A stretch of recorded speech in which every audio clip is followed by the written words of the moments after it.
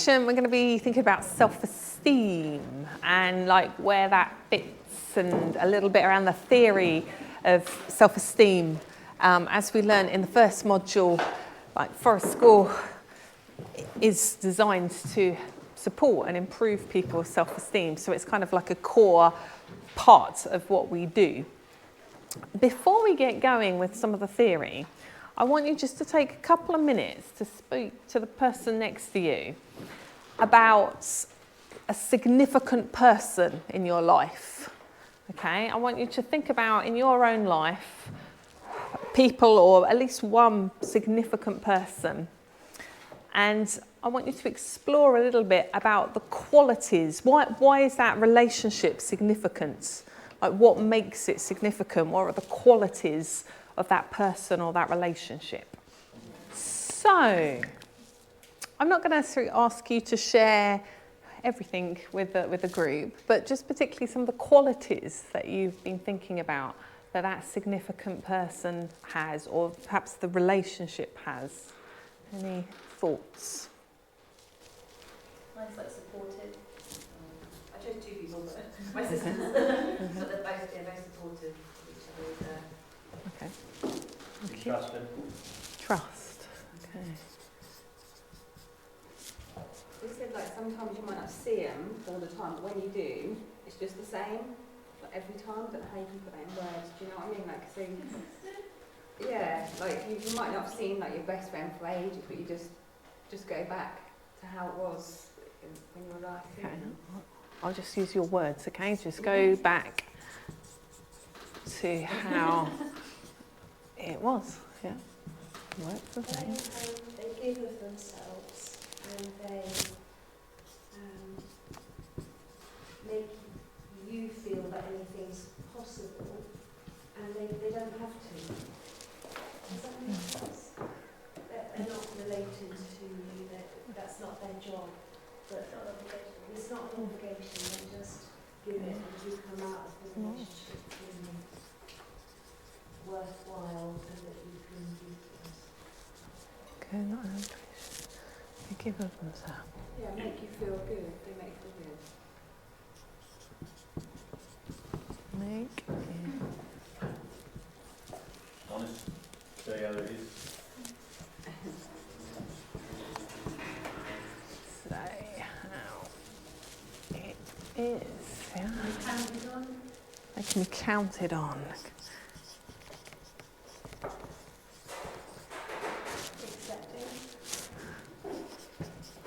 Accepting. Maybe non-judgmental. Non-judgmental. Hmm.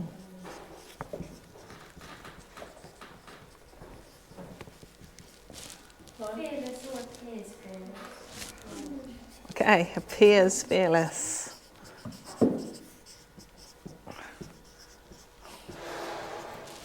struggled with two mine because we didn't get to talk about it much, but because I'm a twin, and sometimes that's. I'm a twin. Yeah, I think I mentioned that before.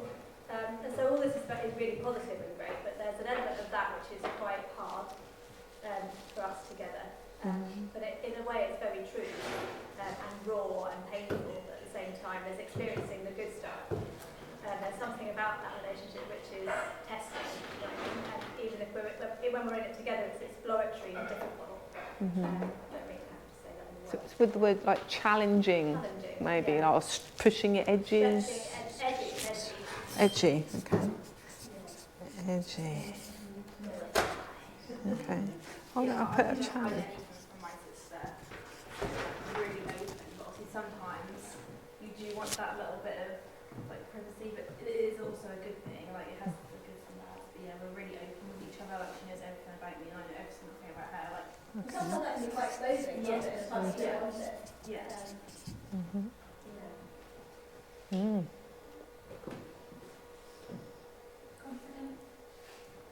Confident. Confident. You can relax around them, put you at ease.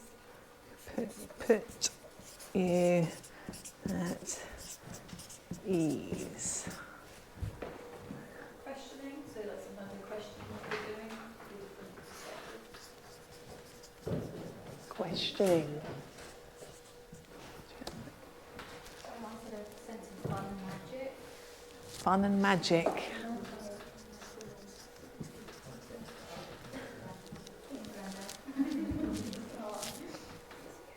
you can be yourself. Can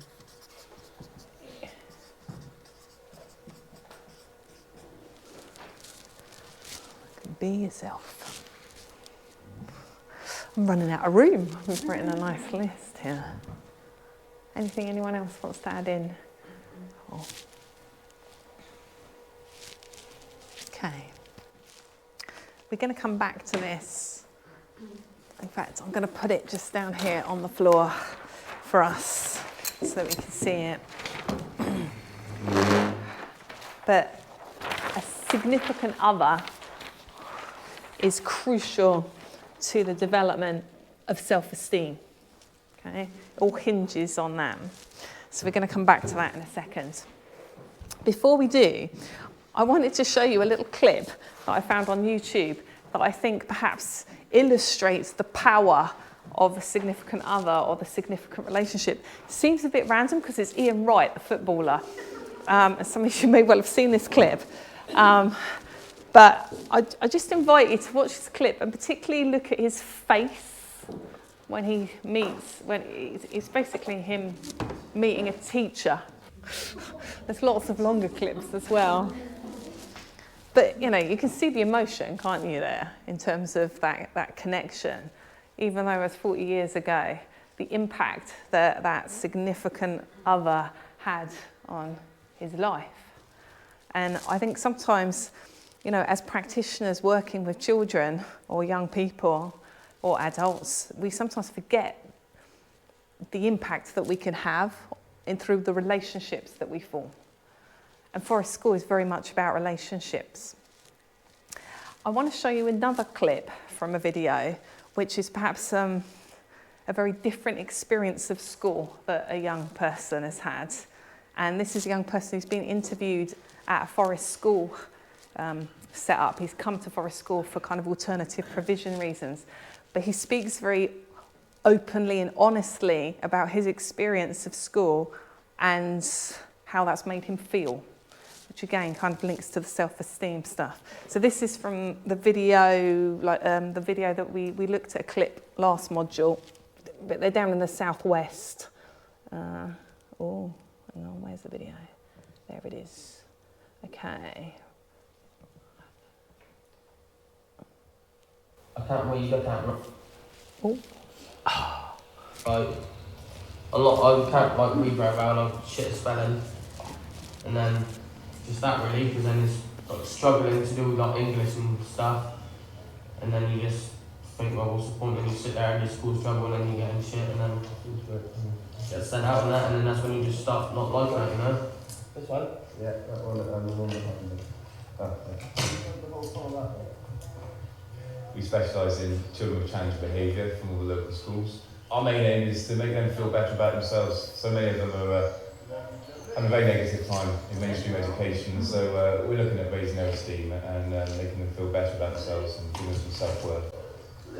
First time you come in, you're like, oh, it's a bit shit. But then after a while, you keep coming up there, and then it's alright, you know, it's just like, it's pretty good. You just get used to being in there and just walking around the woods, and you get to know like all the different kind of trees and that as well, like all the different wood and that, and loads of stuff.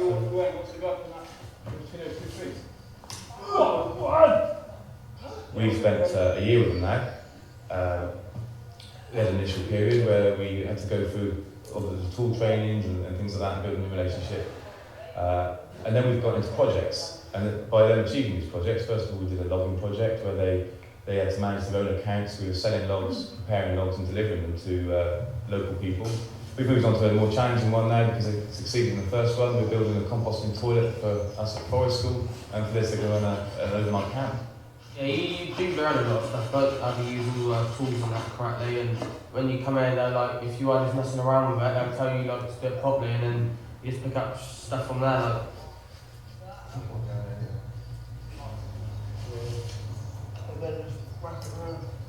So what's this called then? It's all about relationships. So yeah, you know, you can easily spend 8 weeks just building a relationship with them and making them feel safe around you, and then they start to trust you, and you can start working. You can sort of settle in and going a little bit deeper than you perhaps they used to.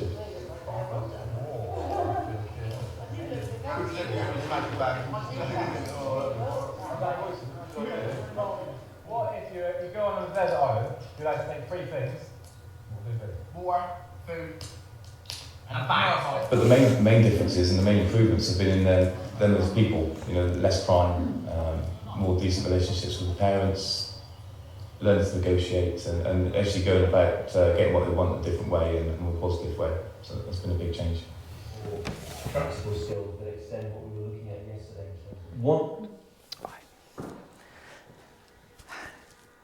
So I'm guessing that lad had a very different relationship perhaps with his teachers in his school. I'm just going to move that out of the way a bit. Or certainly he didn't find somebody to connect with that had these qualities, unlike Ian Wright. And so, in his own words, I thought he was very brave and very honest to speak in front of a camera there, you know, basically saying, well, I'm shit at this, I'm shit at that, and, you know, you give up. Well, what's the point? I'll start just kicking off.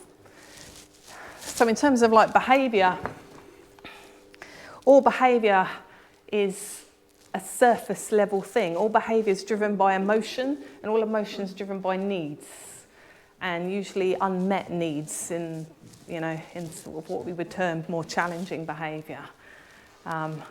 And he basically said that, didn't he? He said that really honestly. He said, well, I'm rubbish at this, and, you know, so I give, you know, there's a need that he didn't feel like he was able to contribute, or he wasn't achieving in the way that was expected, and that's what triggered his behaviour. He basically explained that in his own words in the video. So self-esteem kind of can not explain, but can be one of the factors around why people express themselves in the way that they do. And coming back to this significant other stuff that we've been thinking about, actually, I might just put that here so we can refer to it. You've basically just created yourself a job list. If we want to build significant relationships and influence people's self-esteem, we have to become significant. We have to exhibit these qualities, okay? Because it all hinges on the relationship factors. Again, the guy in the video said that, the forest school leader in the video said that. I don't know if you can see that, kinda. So we're going to pick a particular model of looking at self-esteem, which is from Carl Rogers' work. Have you come across Carl Rogers? If any of you have like looked into psychology and stuff like that, Carl Rogers is, I guess you could call him like the granddaddy of the modern day kind of talk therapy and counselling model, like person-centred counselling. And he was around, he's passed on now, but there's still some like old footage on YouTube and stuff of him working. It's really interesting. But he would have called self-esteem, like self-worth is the language that he would use. But the model that we're going to use is basically come from Carl Rogers. So all of us have what we would call a self-concept. Okay. Which is, if you think of it as a holistic picture about how we consider ourselves. And this self-concept is informed through the relationships with significant others. Okay, which is why I'm going on about this, okay? It's through these interactions with people in our lives that we form the picture of what we are. And I guess if we're lucky, we'll have significant others like Ian Wright did that do exhibit these qualities, and therefore we hopefully will form a realistic self-concept. We might not be so fortunate. We might have people in our lives who tell us that we're rubbish and stupid and useless, And perhaps that's going to form a very different self-concept about a person. You can break self-concept into two different pictures. So we've got our self-image, which is how I feel about myself like right now. And it's not just like appearance in terms of image, it's like, again, holistically. So what I think I'm good at, what I think I am socially, kind of how I fit in socially, what I think other people think of me, my kind of skills, strengths, weaknesses, everything about me, about how I feel about myself now. And then we've also got our ideal self, which is fundamentally our aspirations, the person that I want to be, okay? And again, in all senses of the word, what I want to look like, what I'm good at, friends, my spiritual development, all parts of a person, okay? Now, the gap between them, this gap here, is self-esteem, or self-worth, as Carl Rogers would have put it, but self-esteem, okay? So if these pictures are close together, so if my self-image is here, and my ideal self is there, like they're overlapping, right? Self-image and ideal self, yeah? Then I'm kind of, I'm close to where I want to be. So I could be described as having a high self-esteem, high self-worth, because I can see that I'm nearly where I want to get to. But if they're very far apart, not even touching, for example, the distance seems insurmountable. So I could, why bother try? I might as well just mess about, because I'm never going to get there because the gap's too big. So you can be called with like low self-esteem, low self-worth. Carl Rogers called the other one here when you're congruent. Congruent. So let's have a just little deeper think about some of this, okay? We have perhaps things in play nowadays in our more modern world that perhaps are more recent things that are affecting this, that perhaps we didn't have so long ago. So in terms of like self-image, okay, bearing in mind it's all hinges on our relationships, our significant others. Perhaps now with our technology, with our globalization, we're connecting and seeing images and things from all over the place. Like, if you imagine, like before there was such a thing as televisions and internet and things like that, long ago.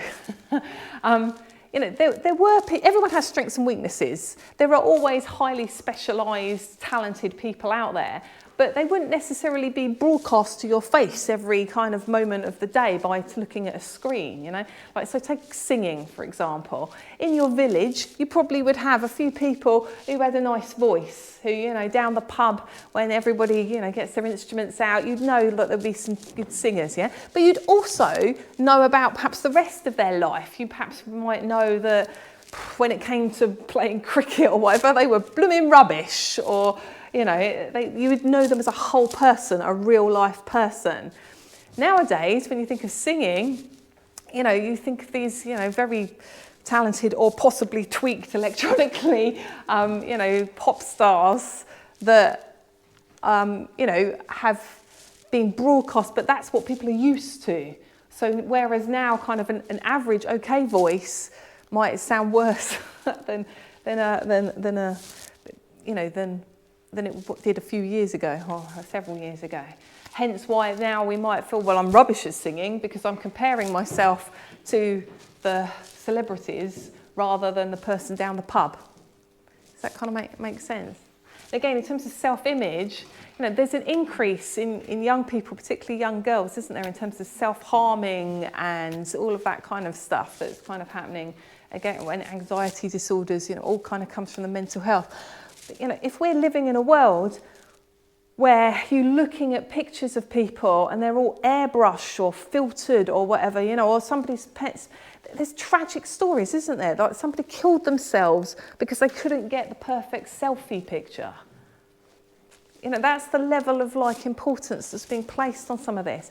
But they're comparing themselves to something that isn't real. The pictures that people take, even the selfies, are not real. They've got filters on. They've done this, that, and the other to them before they've put them up. It's not a real image. You know, there's not a real relationship there. So you're kind of getting your self-image perhaps way down there when it should be kind of here. And then thinking about, you know, the aspirations. Again, if you're comparing yourself to those people and they're not real, it's do you know what I mean? You're never going to close the gap. You're never going to close the gap. So our role in terms of Forest School as to how we work with this, well, is firstly, we need to become significant to people. We need that significant relationship. That's why Forest School is a long-term process. You can't just meet somebody once and then become significant and, you know, do all of this stuff. It's not possible. It takes time to build that relationship. And we need that relationship because without it, we won't be able to influence the self-esteem. Because if somebody doesn't care what you think, then they're not going to, you know, listen to you, take your advice. They're not going to come to you when they've got a problem. So you won't even know about their life, kind of thing. So it's that relationship that enables us to be able to do this work. Then once we've built a trusting relationship, hopefully, just on an aside, if you're working with perhaps more vulnerable learners, it's not a given that you will form that relationship. In fact, you have to work really, really hard. So like the lads, like in that video, as an example client group, you know, you have to work for weeks, if not months, to gain their trust. Because, you know, maybe for them, in their 15, 16 years of life, every single adult has let them down. Every single adult. Parents, teachers, you know, social workers, every single adult has let them down. So why the hell should they trust you? You know? Makes sense, doesn't it? If everyone's always let you down, why would you trust anybody? So you have to really work hard. And obviously, it's a privilege if you do gain that trust. And it's a responsibility. Because, yeah, you don't want to get them to let you in and then drop them, because then you're just reaffirming that the world is a shit place and that you can't trust anybody. So we've got to really start with looking at ourselves and where we're at, and, you know, how much of this stuff can we exhibit? Genuinely as well, genuinely. So Carl Rogers talks about what he calls unconditional positive regard. Unconditional positive regard. Unconditional positive regard. Okay. We've kind of said it in terms of acceptance, non-judgment, we'll always be there, that kind of stuff, yeah? I transfer it as love. Unconditional positive regard is love, yeah, kind of, in my mind. You've got to love them.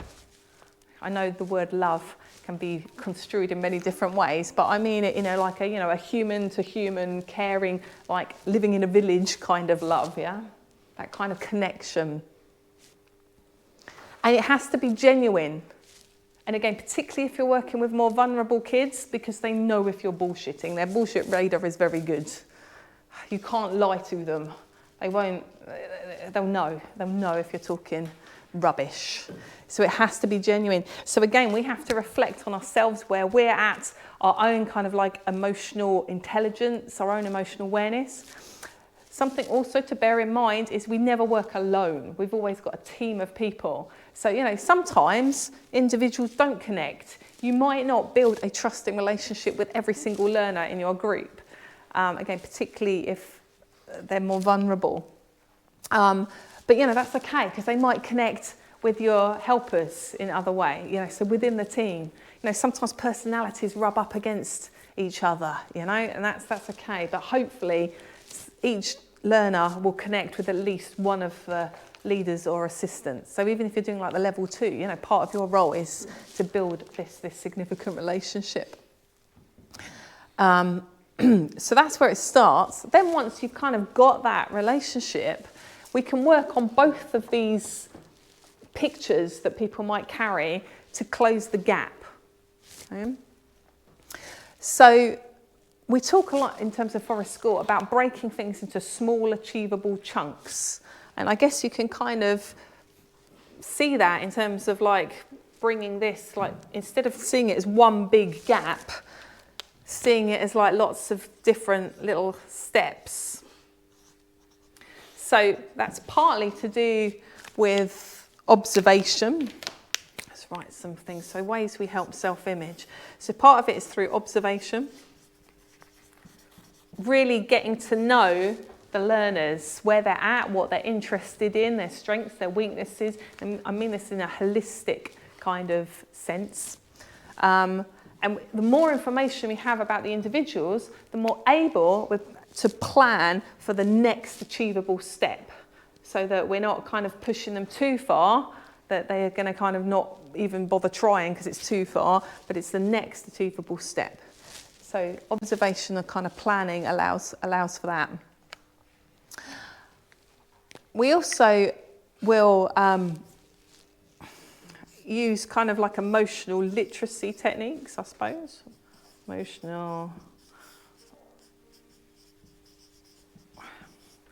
So emotional literacy in terms of recognising that all emotions are valuable and have a role to play. So we're accepting of all emotions. There's no such thing as a negative or positive emotion. They're all equally valuable. And so, you know, sometimes if somebody's got a low self-image because, you know, they've been told that they're naughty or bad or rubbish or useless, or, you know, they're going to fail their SATs, or they're an E grade, an F grade, whatever that image is in their self-image, you know, there's often a lot of feelings, a lot of emotions that kind of go with that, because I guess it's like a sense of inadequacy,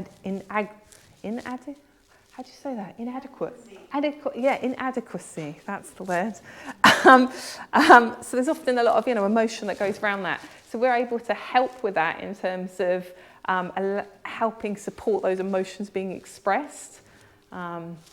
When we look at the brain and stuff on Wednesday, we'll kind of perhaps go into that in a bit more detail in terms of like the chemistry that happens with different emotions and stuff. But basically, bottled up emotions isn't good. You want to express those emotions, even if it is anger and fear and you know, other what might be called negative emotions. You still need to express them, otherwise they get stuck and that causes harm.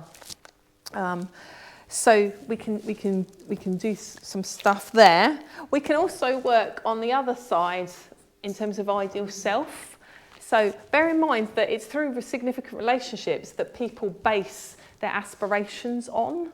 And again, in a world where perhaps the only role models people might be seeing are celebrities on the telly or YouTube stars, or, you know, whatever, online gamers that stream on Twitch, or, you know, if that's what people are basing their role models on fundamentally, and that's not a real picture, or if it is real, it's only part of the picture. You know, if it's social media and they're real friends, sometimes people filter what they put on social media usually. You know, often you only see the oh yeah, I'm off to Spain for these holidays, and look, I've just done my nails, and you know, you only see kind of the highlights of a person's life. You don't see the rest of the stuff, you know, so it's not a true reflection. So part of what we can do is we can be real, a real, authentic human being, warts and all. You know, okay is okay is another saying that we might use at Forest School. Okay is okay. You know, no human being is perfect. I've not met one. You know, there might be a rare unicorn human that is perfect, but no one's perfect. Everyone's got strengths and weaknesses. Everyone's got blemishes. Everyone's got, you know, stuff that they're not so good at. But then on the other side, everyone's got their gifts and things that, you know, is their passion and they're here to do. And that's okay. We're not all the same. It would be really boring if we were all the same. And, you know, that would be really dull, wouldn't it? We need this uniqueness, these, you know, crinkly edges. We don't want to be all kind of straight and flat and, you know, we need some edges, some spice, some kind of challenge, some complexity. And so modelling that is really important because it might be the only place that the learners see that. You know, like, again, we live in a world where, for a variety of reasons, and I totally understand it, but people don't show their authentic selves very often. You know, we all wear these masks. We might wear different masks, but they're still masks. You know, we might wear a certain mask when we're with a group of friends when we're at work. They might be different. We might just swap masks, but it's often very rare to actually express oneself authentically. But it can be a really powerful thing if you do. Really powerful, and it can send ripple effects, not just through the learners at Forest School, but just generally through life. And part of this, again, comes back to our own reflection on where we're at. Where are our edges? Do we know ourselves? You know, do we know what we're a bit, you know, less good at? And can we stand there and misspell a load of crap on the board, which I do regularly, and be all right with that and just say, yeah, that's me, sorry, but you know, without it kind of genuinely upsetting us or, you know, being fearful, because that's kind of what you want to be doing as Forest School leaders, as Forest School practitioners, kind of going, yeah, spelling's not my thing. All right. Half time not. And modelling that okay is okay. Because again, particularly in the education system, you know, there's this expectation that all children will neatly come out with certain like little skills and objectives and reach certain standards by certain ages, but that's not really how humans work. And that can cause emotional distress to some learners. So we can kind of counterbalance some of that stresses. This sometimes means as well we information, I suppose, with learners. Again, authentic information about how we are. We said here, didn't we, about honesty being important. So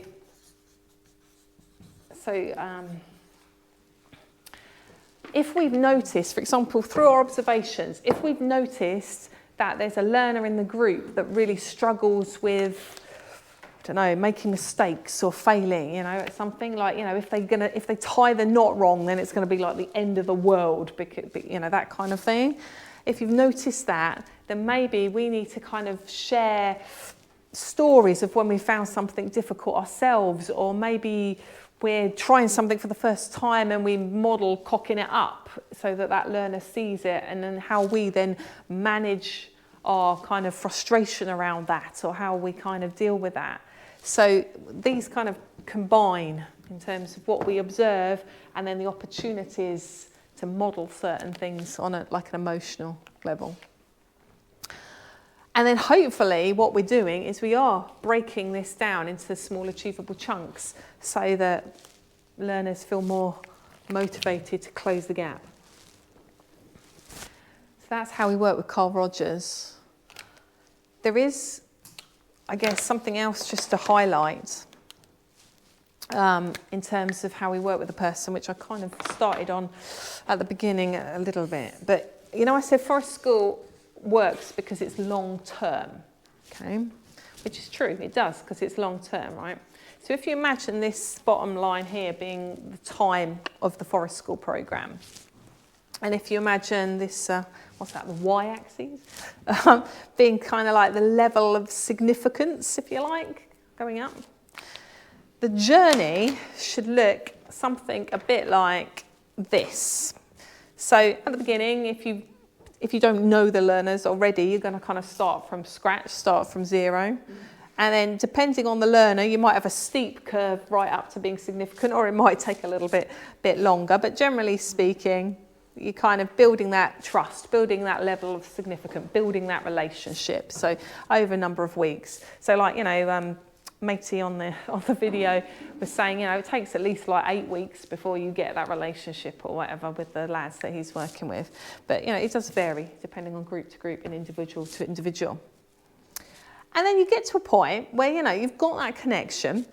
Hopefully their self-esteem is feeling okay, they're feeling a bit more self-worth. And it's at that point that we actually want to start sensitively withdrawing.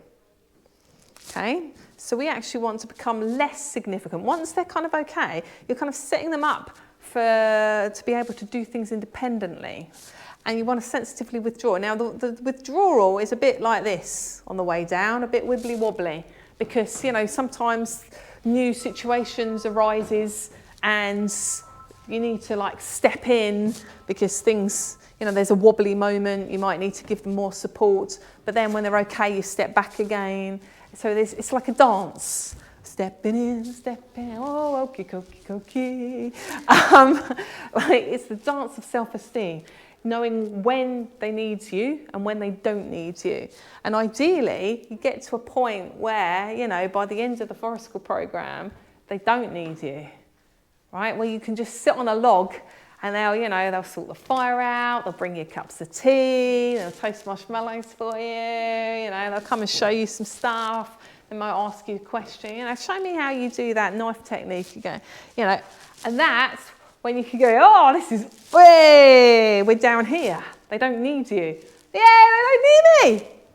That's great, because that means they're able to maintain their level of self-esteem themselves without needing you. Because at the end of the day, if they can only close that gap when Lou's around, that's not going to be useful to them. Because I'm not going to be around all the time, you know. The program finishes, I'm gone, potentially. Yeah, we want them to be able to maintain the level of self-esteem throughout their life. That's how you change lives. That's how things happen, you know, for those young people. So this is why, again, forest school needs to be long-term. And particularly, right, if you're working with vulnerable kids and you haven't got, for whatever reason, the capability of working long-term with them, don't do forest school. Don't do it. Just don't even try to do it.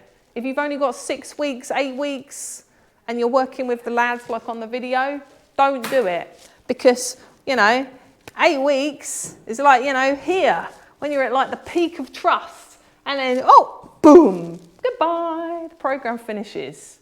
You drop them from height. And again, you just reaffirm that everybody leaves them. And I don't want to trust anyone because they're all going to leave me. Do other activities, do other stuff, you know, do outdoor learning activities, bushcraft, whatever you want to do. But don't try and do the work at forest school if you've only got a short amount of time, if you're working with those more vulnerable kids. Because it can really do more harm than good. I've seen it. Unfortunately, I've been part of that. Oh, and it all was very sad and gut-wrenching. Because, yes. But yeah, so don't do that. But if you've got the luxury of time, then whew. I'm just going to share one other thing from Carl Rogers. So he talks about there being like environmental factors that are conducive to building a person's self-worth or self-esteem. So here are some of these. Okay, so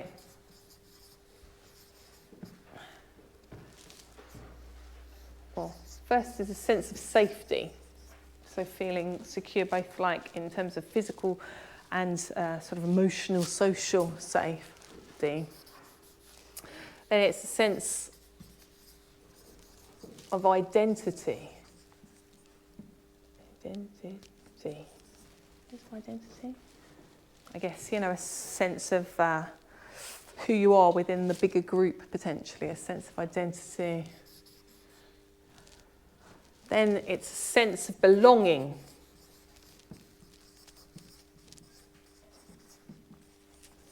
I guess it naturally moves from having a sense of me to belonging to something bigger, which I guess could be a human group, but it could also be perhaps belonging to nature, belonging to the space in terms of forest school.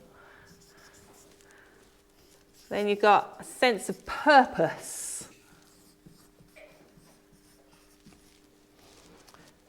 And again, in a real life environment, lots of purpose. It's raining, we need to build a shelter, you know, we're hungry, we want to cook on the fire. There's lots of purpose out there. Of course, play as well, being, you know, fundamentally about our intrinsic motivation, our own purposes. So then the final one is a sense of personal competence.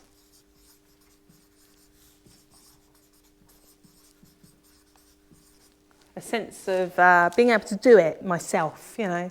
I got through the night line, yes! I did it myself without any help. You know, I've achieved.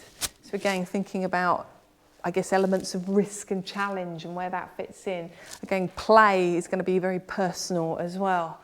So in my mind, forest school programs meet all of these 5 kind of environmental factors that are conducive to building self-esteem, and hence why it works in terms of doing that sort of work. It's really good at doing that. I will just mention that this, of course, is one theory, one approach, and there are lots of different theories, different approaches. There are some people that believe that self-esteem has no bearing on how a person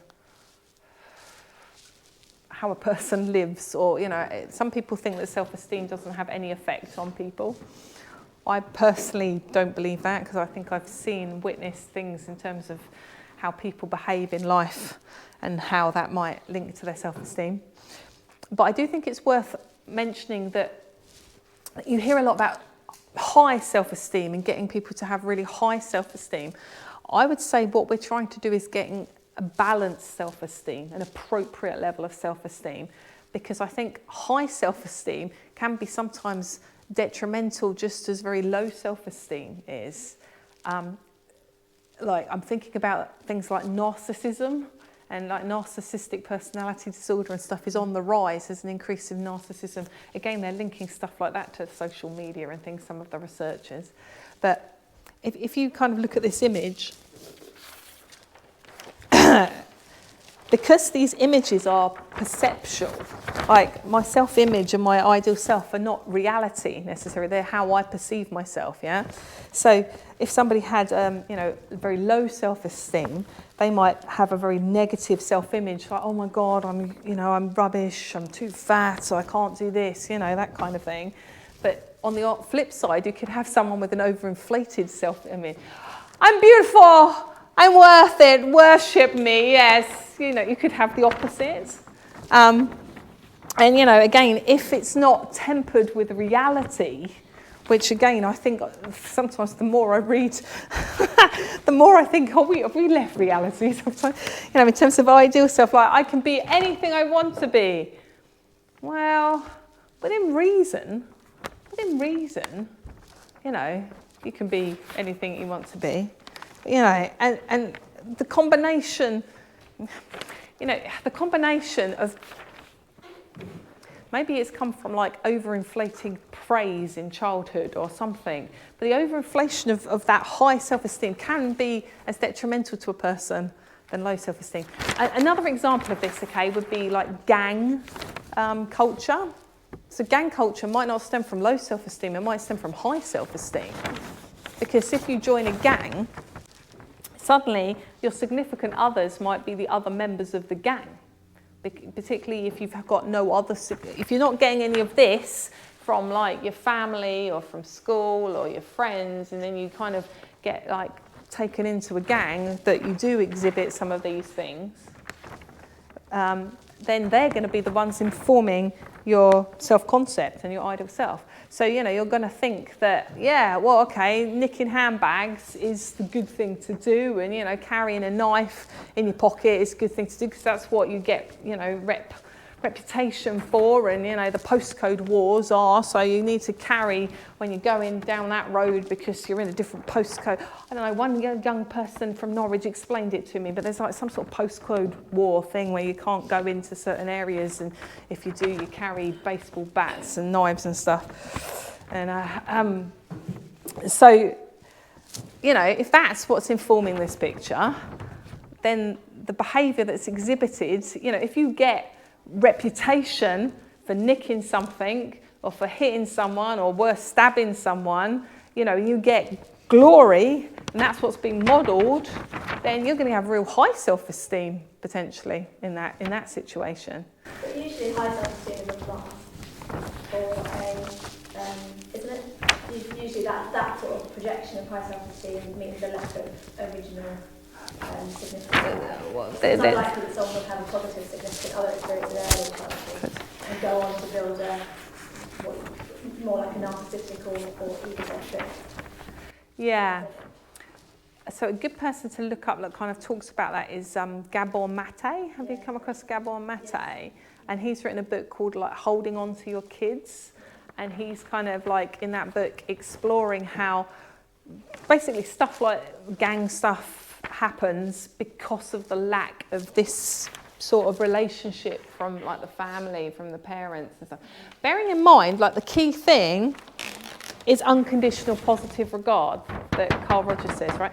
Even if you're in a family that is caring and meeting your needs, you still might not get unconditional positive regard, right? Because we live in a judgmental world. Things like naughty steps, for example, that might get used, that is not unconditional positive regard. That's conditional positive regard. Whilst you're behaving in this way, I'm going to put you on that naughty step. I'm going to withdraw my attention and love, and I'm going to go over here. I'm going to do something else. And only when you behave in a way that I deem as acceptable will I then return my attention and affection to you, yeah? That's not unconditional positive regard. That's conditional. Yet it is the majority of what happens in schools, sanctions and rewards, and often in parenting as well. And again, I understand why it is done, but it's not what we're talking, it's not conducive to self-esteem and self-worth. Because, what's running through the little kid's head? I've got to be a certain way for mummy, daddy, whoever, to like me. I therefore, inside of myself, change who I am to try and get their attention and affection. I'm not exhibiting my true self. That's probably why most people find it so hard to find what their authentic true self is, because it's been so repressed, probably from childhood. And, you've got to kind of undo all the layers to kind of find it again. Yeah, he calls it a disconnection from self, so parenting that can cause that. I'm guessing, looking at your image, it's quite nice that if you disconnect from your original self and your authentic self, then those other things can happen on top, I suppose, that present as self-image but aren't connected. Yes. Yeah. So again, thinking about it, Forest School can be maybe the only place where a person has been accepted for who they truly are, without the fear of being punished or sent away or excluded, And what this means, in terms of us as Forest School leaders, we have to be unmovable, unbreakable. Even when the kid is going, "Fuck you!" and throwing an axe through the woods. Yeah? We're there, rooted. We're still there for them.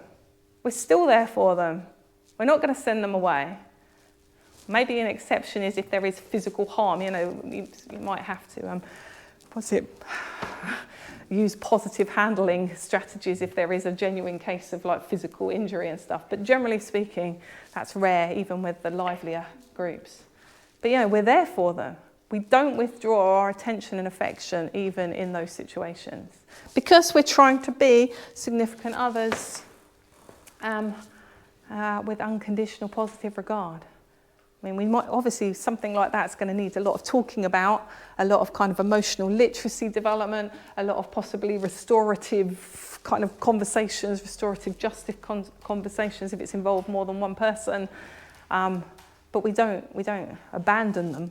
We're still there for them. Yes.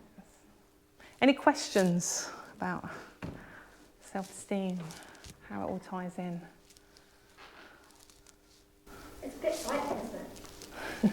I think the thing is as well is you do all these work for the children while they're in your care, but then they just, when it's like the effect of the parents as well, they then go back, they come to you the next time and you're pretty much at square one again, aren't you? Which is... I suppose you've got to hope you represent enough of an alternative to make some impact.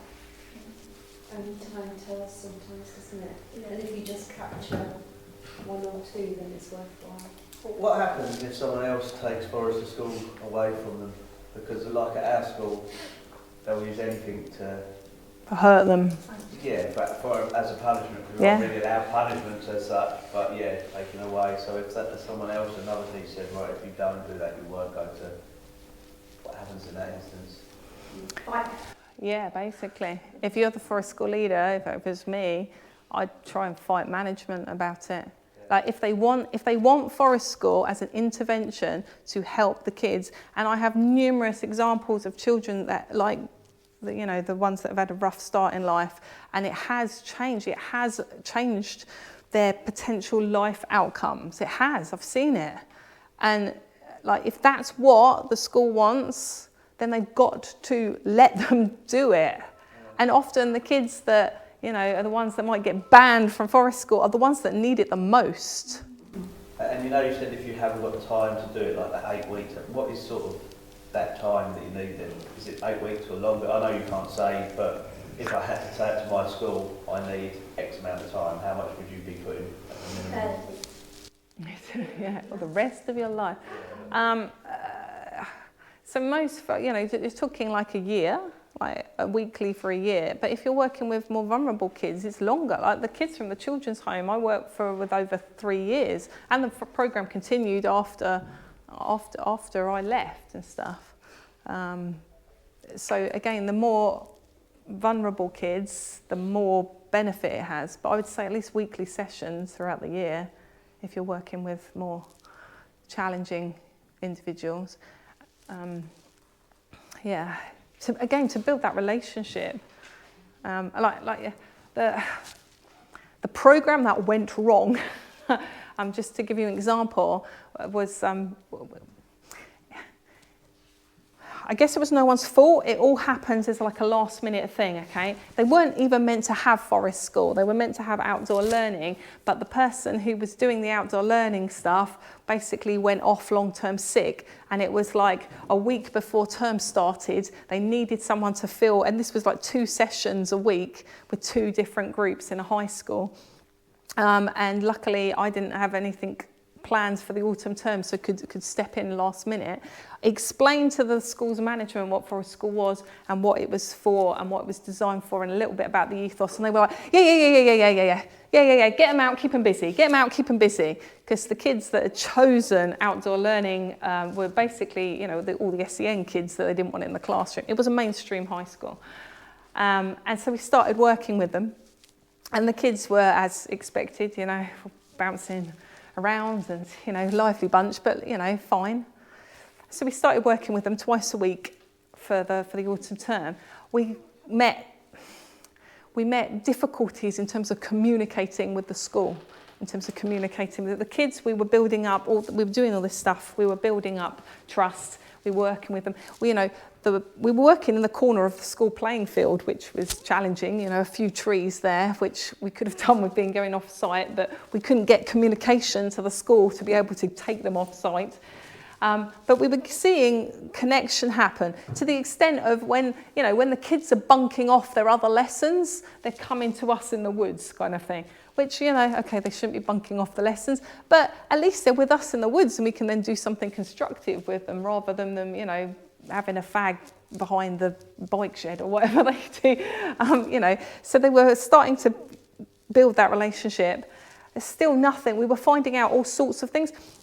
That's another element in terms of safeguarding to bear in mind. You build up these trusting, unconditional relationships. The kids will come to you with, if something's happened or something they want to share, you will find out all sorts of stuff. So just to be aware of that in terms of safe. We were finding several safeguarding things. We're trying to talk to the Senko. Nothing, nothing, nothing. You really need to know about this child. Nothing, nothing, nothing. One of the lads, he was a looked after kid with an anger management problem. The reason he was in care was because he beat up his mother. He was in a foster family. He had an anger management problem. Near to Christmas, something had happened in the boys' toilets, and they have CCTV blooming everywhere. They knew it was like 7 of the children in the school that were in the toilets at the time, and he was one of them. And so they all got hauled into the headmaster's office, and various threats were made about taking away their privileges. They can't go to the Christmas dinner, their prefect privileges taken away. And even worse, I'm going to phone the college that you've applied to go to and tell them what's happened. Bearing in mind, no one's been actually kind of, these are 7 potential people, and this lad was one of the 7, and he's a vulnerable, looked after child with an anger management problem. Guess what happened that afternoon when we was at Forest School? Luckily, only a wheelbarrow suffered, which we didn't have that many wheelbarrows anyway with us. Anyway, we went to the head teacher because we were worried about him as to what would happen on his way home from school. The head teacher erupts into a rant saying, "You don't know what it's like. You don't know what it's like in here. People can't control their children, blah, blah, blah, blah, blah, blah, blah, blah. You've got to treat them like dogs and condition them." At that point, we were aware that we could no longer work in that school because it was clearly like hitting your head against a brick wall, and tried to explain over the remaining weeks that we would not be coming back after Christmas and that they needed to make other arrangements. The school still did not listen to us until like the very last day of term. "Well, thank you, bye, we're off." And we didn't. It was very sad. And I know the lady who then picked up the outdoor learning. She wasn't running Forest School, but I know who picked up the outdoor learning after Christmas. And basically, 4 of the kids we were working with got excluded because we dropped them from height, which I do feel really sorry about. But it was a very difficult situation without the communication with the school. You can't do it. You have to have you have to have the support in terms of management and communication, because otherwise you are just fighting against things. And I regret I didn't know quite how bad this is an outstanding by Ofsted standards high school. I wasn't expecting the level of resistance or well, it wasn't resistance, it was perhaps just lack of understanding, lack of communication. But then it's been a long time since I worked in a high school. I forgot, like the children's homes and stuff I worked with, perhaps are more set up for that sort of thing. So yeah, that was how I learned a very powerful lesson there about things. And it's sad. A lot of schools have gone like that, like everything is like how that school looks, like attendance, everything. And it's like, because my son had a bit of a problem, like he was like anxious to go to school, but then it was like, just send him in. Otherwise you're going to get marked down, you're going to mark absent and all that. And then it was just like, well, I can't physically get him in because he's a grown boy, it was just hard. They didn't help at all. They were like, it was hard it's all just numbers, ticking boxes and what have you. And the ironic thing is that Forest School can help with all of that stuff if the school let it happen. In terms of attendance, you'll find your attendance goes up with Forest School because the kids will come in on the days where Forest School is happening, whereas they might bunk off on other days. There's numerous cases of that. To the extent of one of my mates over in Worcestershire, working with teenagers again, like the school rang up going, "Have you seen so-and-so?" Like, because he hasn't been at school for like 3 months. He'd been coming to Forest School on a regular basis. They didn't know that the school didn't know where he was. He was doing like a qualification and everything. He got his qualification stuff through Forest School. Like the school just hadn't seen him for 3 months. So Forest School helps with the stuff that the schools want to tick the boxes with, if they just kind of let it happen. But I don't know. It can be, I guess, difficult to explain if you're the only person who understands why we're doing the things in the way we're doing it.